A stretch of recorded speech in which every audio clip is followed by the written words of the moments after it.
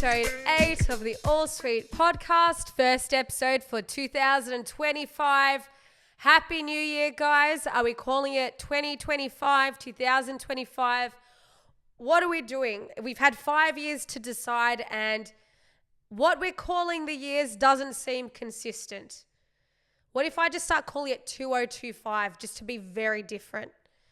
Because you don't want to fit in. You know, some people, they go through life just choosing to not fit in with the norm. And I'm all for individuality and wanting to be different. But one guy came into the gym the other day wearing basically socks for shoes. I went to go say, hey, you're meant to change your shoes over because we have a strict policy. And someone stopped me. No, he's allowed to wear these slipper-like shoes that are going to send him sliding all about the place. I said, how is he allowed to wear these? Like, they've got no sole. He might as well wear a sock. They said, no, it's a special type of sporting shoe. And look, the guy annoyed me because he came in with his special shoes and he had like a cap all the way down over his eyes and he had long hair. I have a preference for the men with the long hair. But this guy just annoyed me because he's clearly someone who's going through life as a disruptor. I have to be different all the time. I've got to be quirky all the time and not fit in with the norm. Get yourself some real shoes, man. You're at the gym. This is how we're going into 2025. That's the attitude we've got. Now let's talk about some things that have been going on. I've been seeing a lot of stuff on the internet lately of people at Bunnings getting bashed. Has anyone else seen this on the news or on Instagram? Apparently there's this big epidemic of Bunnings workers getting bashed, which I personally could not believe was a thing. A lot of Bunnings workers are going into work, they've got their little apron on, and I don't know who they're pissing off, but clearly they're pissing off someone because this footage that I saw, people were with knives, they were shoving the Bunnings workers, throwing rocks at the Bunnings workers. Someone had a gun. What possesses someone to feel the need to intimidate some bloke wearing an apron and a red and green uniform? The guy's dressed like Christmas.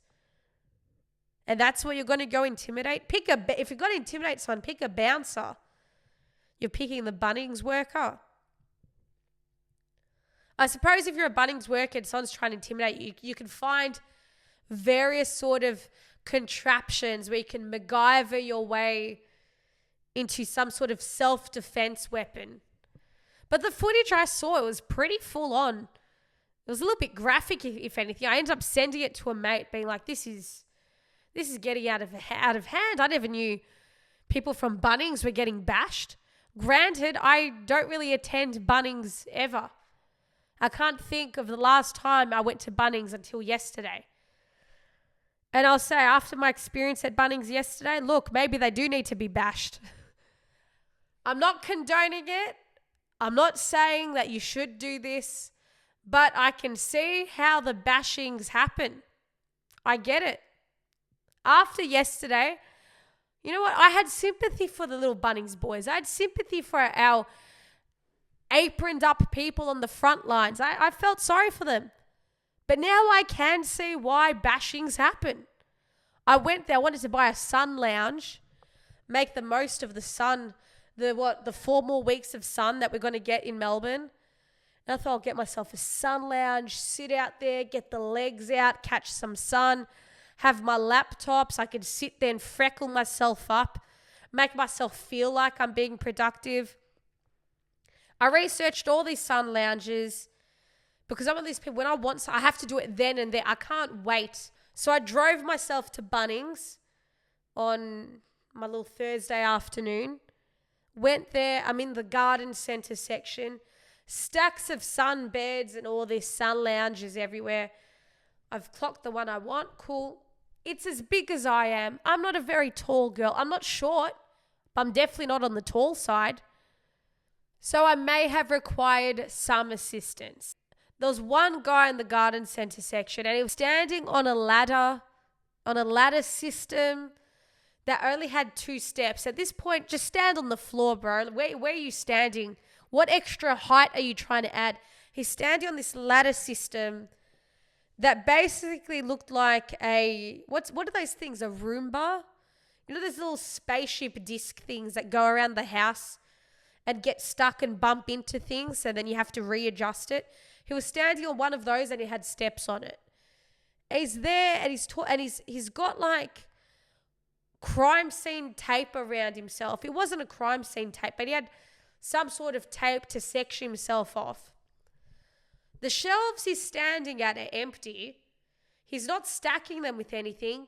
Some older lady is standing on the other side of the tape talking to him.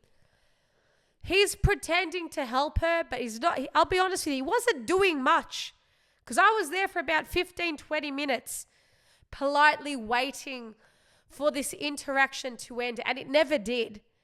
I don't know what he did for this woman. He was talking about umbrellas at one point.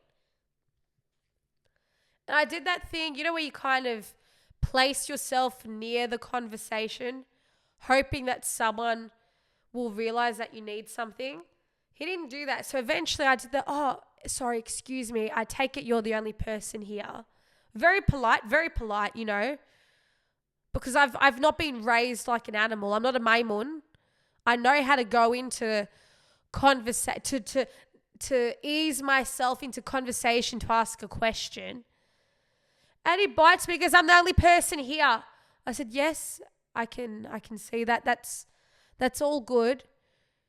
But do you think with the AirPod that's dangling from your ear, you could perhaps page someone? I didn't say it like that, but I wish I did. He's like, oh, there's no one for me to call. I'm thinking, well, I did see about various workers sprawled across the Bunnings floor. I find it hard to believe you're the only person here, but that's fine. I said, so there's no one else you could call? He goes, nah. I said, because all I want is, I just need to unclip. If you want to get down from your 2-step high horse and just help me unclip this sun lounger, that would be great. So I already know which product I want. I just need help. I need you guys to unclip it so I can take it. The woman he's talking to, much more helpful than he was. This guy, just to paint a picture of some guy in his 50s. I don't know. It's like he thought I was going to come at him with some really obscure, difficult question. Honestly, just unhook the sun lounger for me and I'll be on my way. I don't want to have to stand here any longer than I have to. Like, clearly you don't want me here. I don't want to be here either. This isn't fun for me standing here in the Bunnings, watching you have a conversation. The older lady turns around and says, oh, I found some people up the back there if you want to go look up the back. I'm like, all right, I'm going to go look up the back. I go look up the back. I do pace to the back, pace to the front. I do a head turn to the left, head turn to the right. There's no one to be seen. I don't know where everyone's gone at this point. It would have been the easiest sale they had to make because I didn't need any consulting services. I just needed someone to tell me get this sun lounger on a trolley so I can get out of there. So I come back. The guy's annoyed that I've returned. He's giving me attitude. I'm not even saying. I have never felt more unwelcome in a space. I mean, I have, but let's go with exaggeration because it makes it funnier. I've never felt more unwelcome in a space. He then starts paging for someone to come down. And he's death staring me as he's saying this. Like, sorry, I had to be such an inconvenience. You had to take 2 steps off the 2-step ladder you're standing on. And then you had to raise a hand to your little dangling microphone and raise it to your mouth and ask for 3 words for someone to come help me. I'm sorry. So I'm waiting. He's eyeing me off like I shouldn't. I don't know. Was he trying to fuck this old chick that was there? Like, what was I interrupting that was so serious? No one came. No one rocked up. So I left. And I thought, you know what? My trusted catch.com.au purchased a sun lounge, saved $80. Lovely. Sorted. And honestly, it was nicer than the one at Bunnings. I have a real problem with this. I make choices out of spite. Because I wanted that sun lounge there and then. But because of the unnecessary attitude that he gave, I will starve myself if it means it punishes. That won't make sense. I will starve myself to punish someone else. That doesn't. I don't know. It all comes down to the thing. If I perceive something as unnecessarily rude, I give people 3 chances. The first chance is I caught them off guard and they weren't aware how they're coming across. The second chance is, okay, maybe they've registered that they were a bit rude and they need to fix it. All right, they haven't fixed it yet. They're still in prick territories. That's fine. It takes a few interactions to somehow ease out of prick territories because maybe he felt that I was going to get defensive because he was being a prick first. Then you have your third chance, the ultimate redeemer, because I've doubled down on being nice to you. If you're still a prick after 3 interactions, then you are just a pricky person. And at which point I decide I don't like you. I then drive 20 minutes back home in a bad mood. And rather than leaving happy with my sun lounger, I leave thinking I've made some big point against this guy. Thing is, this is a quality I have had since a child. And it goes back. My first clear memory of this, no, it happened twice. I have 2 clear memories of this, which will give you great insight in the type of person we're dealing with here. In the type of person people close to me have had to deal with over the years. The first was I was in Chadstone. I was 3 years old. It was me and my mum. And I had like this little toy phone. It was this purple glittery phone and I loved it. And you'd press buttons and it'd go do some noise or whatever. Some woman comes up to me and she goes, "Are you playing on your phone? Are you pretending to make little calls? You're making little calls?" And this set me off. And it really shouldn't have. And I'm just the kind of person who gets set off from this stuff. And I shouldn't. But I did. And I didn't like, there was numerous things I didn't like about this. First things first, I didn't like that she crouched down at me. I mean, how else was she meant to talk to me? I was 3. I wasn't one of those grown kids. I wasn't Pesto the penguin strutting around at 5'2".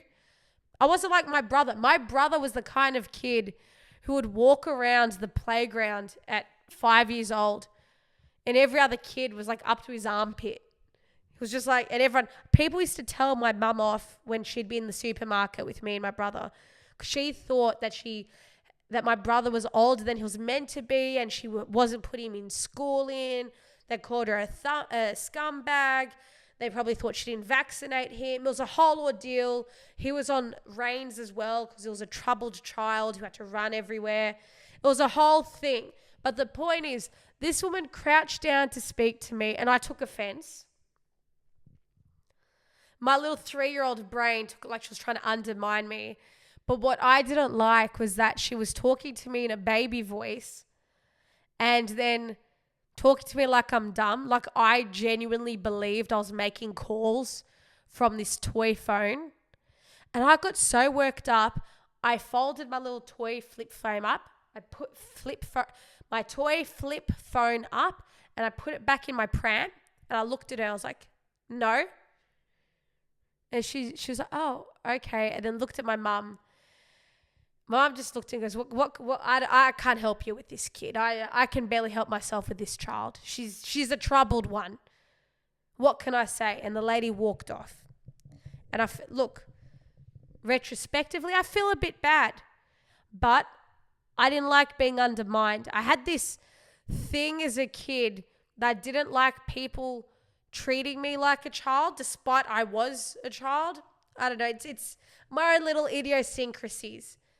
The next character defining moment was, but the point of that is I stopped using the phone out of spite to her because I felt like she was belittling me. I never used this phone again. I loved that phone. It was my favorite toy. I carried it everywhere. I stopped using it because I felt like I was being patronized. And it's like, I'm going to show her The same thing happened in kindergarten once. It was some chick's birthday. She comes over with a tray of cupcakes. And I remember this so clearly. I didn't notice the girl was holding a cupcake already. So I look at the tray and there's pink and green cupcakes. I'm a pink girl. I like the color pink. I went to pick the pink one, and this teacher, who I think just didn't like the ethnic kids, but that's another can of worms, slapped my hand and goes, "You take the one that's given to you." I was like, "Oh, is that so? You're going to slap my hand and tell me I take the cupcake that's given to me." Well, guess what, babe? I'm taking none of them. Who was I punishing here? The girl, the teacher? They all got to enjoy cupcakes. I didn't. I sat there and stared them down while they ate their cupcakes. So this is the kind of person we're dealing with. We're dealing with someone who, when they feel like they've been wronged, even in the slightest, the reaction is huger than huge. And then I'm trying to spite them by spiting them myself. They're fine. They don't even realize what they've said or done. And then I'm sitting there seething. And that was me with this guy when I was driving home because he couldn't step off his 2-step step stool to unhook the sunbed for me. He's moved on with his life. He's probably got a day off today. I'm talking about him 24 hours later. In saying that, should Bunnings people get bashed? No. Would I have bashed him in any other context? Look, maybe.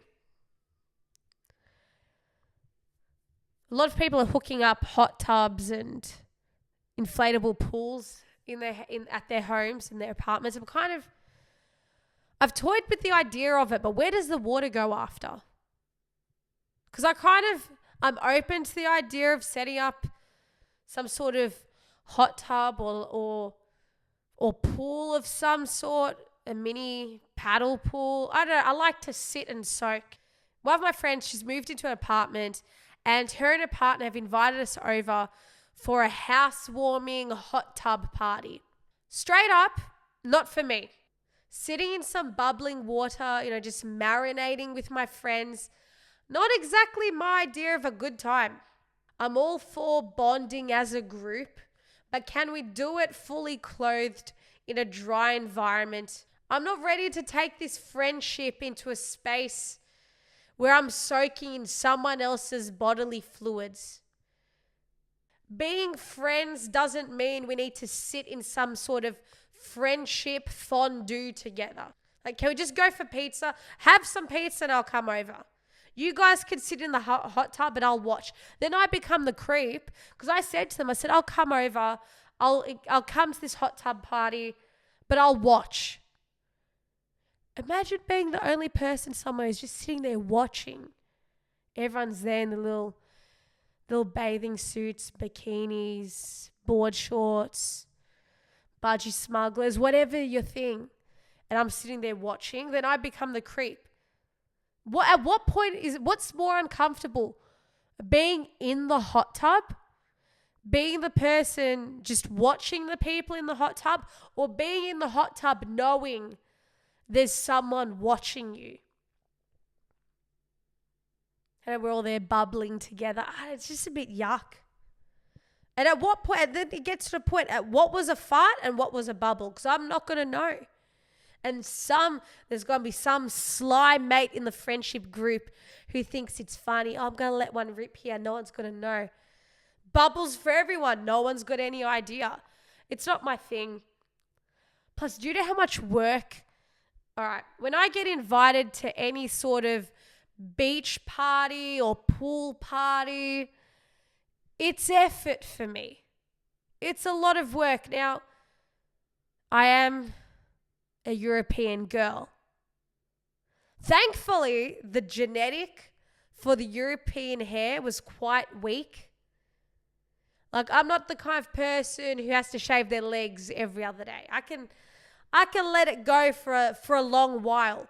The issue, however, is I'm a brunette.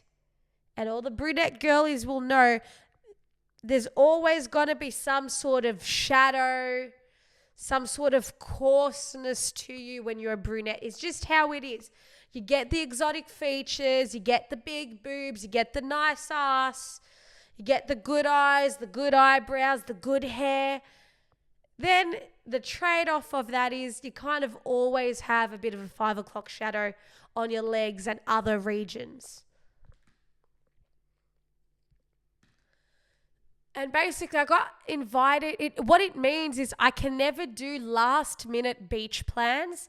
I got invited to a last minute beach day out, beach thing on Christmas Day. There's a few people that I work with and a few people who attend the gym that I work with. And we went. Look, a lot of them were Persian and Arabic, so they don't celebrate Christmas. My family's not celebrating Christmas this year. We tend to do sometimes the January 7th thing as a Christmas. So I went, hung out with my Persians and my Iranians and my Arabics or whatever they were. One of my Serbian friends shunned me. He goes, how are you spending the Lord's Day like this? I'm like, relax, the Lord's Day. I see what you're up to. You're going to talk to me about the Lord's Day. But I went to the beach, and because it's a last minute invite, like I said, brunette girls, we can't really do the last minute invite to the beach because there's some extra maintenance that needs to happen. And I went there, and it's a tricky situation, not only because of the old hair follicles, but also because what's appropriate beach attire to wear with people that you hardly know? Because I don't want to rock up in a bikini. You got all the business out. It's like, what am I putting on display here on Christmas? What am I trying to show you? There, we're lying down. We're going in water. We're lying down. We're tossing. We're turning in the sand. I don't know. And since this, I've kind of been roasted because I rocked up in like bike shorts, a sports bra. I rocked up in gym attire because I'm like, well, we know each other in a gym context. I didn't rock up in jeans. I don't think I turned up with anything weird. And someone kept going on. They're like, oh, who goes to the beach in shorts? Who goes to the beach? You're wearing shorts. You're supposed to be a Middle Eastern man or a European man. Get the budgie smugglers on. I don't think they wear board shorts in the beaches of Dubai, do they? Maybe they do. I've never been. If anything, I was dressed more for your culture. I had more clothes on. So as far as you should be concerned, I've respected your values. Oh my gosh. How long have we been going? I'm going to start wrapping it up because it's been a good episode. I don't want to drag it on for too long. A few final thoughts for this week. What's with all the Becker on TV? There's too much Becker happening. I like Becker. It's a good show. But do we need it 5 times a day? I'm sick of turning on my TV and it's just Becker all the time. I'm looking at Ted Danson. They also overdo it with Big Bang Theory and 2.5 Men. But I also get why they put those shows, they were probably the 2 most relevant comedies or TV comedies in the last 20 years. So I get it. But why the constant Becker reruns? Who's decided Becker is the show? Is Ted Danson like slipping Channel 9 or 9 Network or 10 Network, whatever it is? Is he slipping him some cash to have his head on our screens nearly 24/7? There's only so much episodes of An Angry Doctor that I can watch. And there are way better 90s shows. Like, give me reruns of King of Queens. This show, it has some different things happen in each episode. Different situations. Sometimes it's the dad. Sometimes it's Kevin James's character. Sometimes it's a Scientology chick's character. But different things happen. There's a bopping rhythm to it. But Becker is just an angry dude every single day. I have to live with myself. I've got to see myself on TV. Final anecdote for the week. I'm going to wrap it up. Man, I'm meant to be hanging with my friend today. It's 5 o'clock. I haven't heard from her. What are you doing? Where have you been? You used to live on your phone. Now I never hear from you. All right, final thoughts for the week. What is the etiquette on claiming machines at the gym? Because I was at the gym this morning and this one guy, he might as well have claimed half the gym. Right, that's an exaggeration, but for the sake of the story, half the gym. He's on the ab machine. He's got one bag. He's on the ab machine. He's got a bag on another machine. Then I wanted to use like some leg thing. I don't even know what this particular leg machine's called. It's you donkey kick the back of you essentially. I don't know what you're trying to grow, but you're growing something. And I saw a bag leaning on this machine, but I assumed it was the next person's bag. Like the person who was on the machine next to me, I assumed it was their bag. So I go to this machine, I set myself up. This guy comes running over, I'm using it. I'm like, you're using it, but you're training abs over there. He goes, yeah, but I'm using this too. I said, how do you use two machines at once? He goes, but I want to use this one, I want to use that one. And I said, that's all well and good. I plan to own a house one day. I'm not going to go put my bag on their lawn and say, see this, when you drop dead, I want to use this next. Like, come on. And then as I'm having this interaction with him, another guy comes up to me. He's like, are you using this? So I said to him, well, apparently I'm not. Apparently this guy is. Then the guy looked at me confused. Eventually the initial guy says, you can use it. I said, all right, thank you. And he collects his bag. What if I just went around the gym sprawling my stuff on different machines? I'm going to use the bicep curl after I use the leg extension.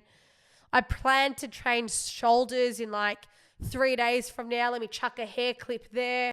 I don't have my spotter with me to help me with the bench press, but they're going to be with me on Friday. So I'm going to claim that machine with my drink bottle.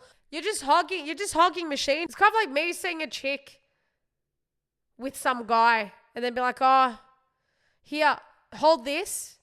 Oh, what's that, Jacinta? Oh yeah, I've claimed him next. We just go around claiming everything now.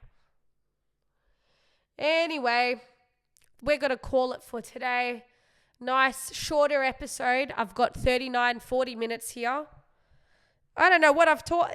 I always say this. I don't know what I speak about in these episodes, but I talk something. I have fun. Hopefully you've had fun listening. First episode of the year. Let's go. Episode 8. Thanks so much for listening, guys. This is the All Sweet Podcast with Jacinta Jaye. Catch you next week.